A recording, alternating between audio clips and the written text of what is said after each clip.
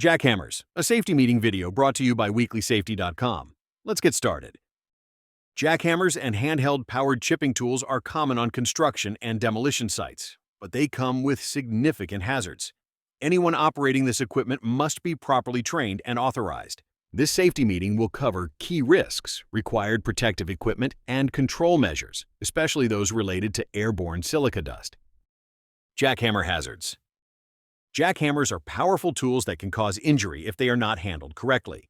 Risks include flying debris, muscle fatigue, sprains and strains, abrasions, and lacerations.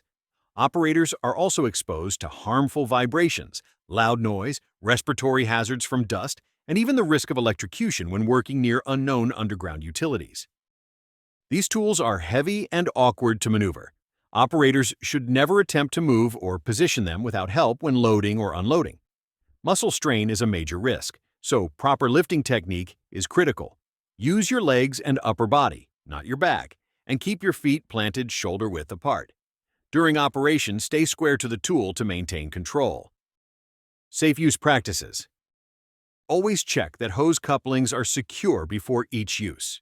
Use the correct bit for the material you're working with, and when the tool is not in use, lay it down flat rather than propping it against something. Propping the tool could lead to it falling over and injuring someone nearby. Hoses should be fully stretched out and placed where they won't create tripping hazards.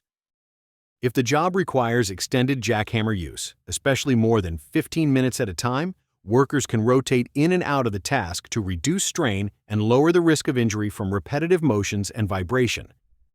Personal protective equipment. Anyone using a jackhammer or working nearby must wear appropriate personal protective equipment. That includes hearing protection, safety glasses, and steel-toed boots. Operators should also wear gloves and metatarsal guards. If there's any chance of hitting unknown underground power lines, operators must wear insulated gloves for added protection. Silica dust hazards. When breaking concrete, masonry, stone, or other silica-containing materials, respirable crystalline silica dust becomes a serious concern. Inhaling fine silica particles over time can cause permanent lung damage. Even short-term exposure at high levels can be harmful. To reduce airborne dust, two control methods are commonly used.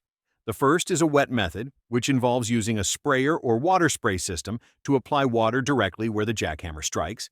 The second option is a vacuum dust collection system, which uses a vacuum to pull dust away from the cutting point before it can spread. Indoor and enclosed work. When jackhammers or chipping tools are used indoors or in enclosed areas, controlling dust becomes more difficult. Even with wet methods or a vacuum system in place, airborne particles may still build up. In these situations, extra ventilation is necessary. This can be provided by using exhaust trunks, portable exhaust fans, air ducts, or other mechanical ventilation methods. The goal is to keep contaminated air moving away from workers' breathing zones. Always make sure that airflow isn't blocked by people moving around or by the opening and closing of doors and windows. Avoid using compressed air or blowers to clean surfaces, tools, or clothing. Doing so can increase the amount of airborne silica. Instead, use a vacuum equipped with a HEPA filter, or use wet cleaning methods to keep dust levels down. Respiratory protection. In addition to engineering controls, respiratory protection may also be required. When jackhammers or chipping tools are used indoors or in enclosed areas, workers must wear respirators with an assigned protection factor, or APF, of at least 10. The same level of protection is required when these tools are used outdoors for more than 4 hours during a single shift. Final reminders. Jackhammers are powerful tools with the potential to cause serious injury or long-term health issues if not used properly. Every operator must be trained, physically prepared, and equipped with the right PPE. Make sure dust control measures are in place and that everyone on site understands the risks, not just the person holding the tool. Thanks for attending this safety meeting. Stay safe out there.